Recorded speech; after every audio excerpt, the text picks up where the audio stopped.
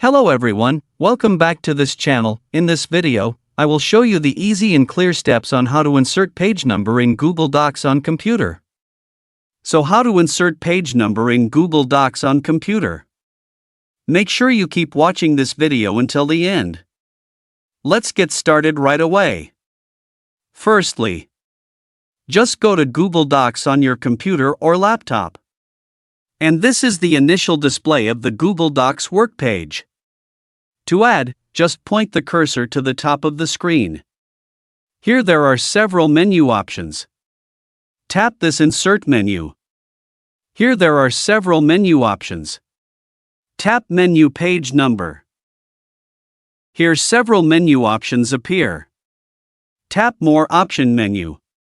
Now a menu like this will appear. Here you can set the page number side. Here I choose Footer. Next here you can set Show on First Page or Not. Here you can set the start of the number that will be on the page.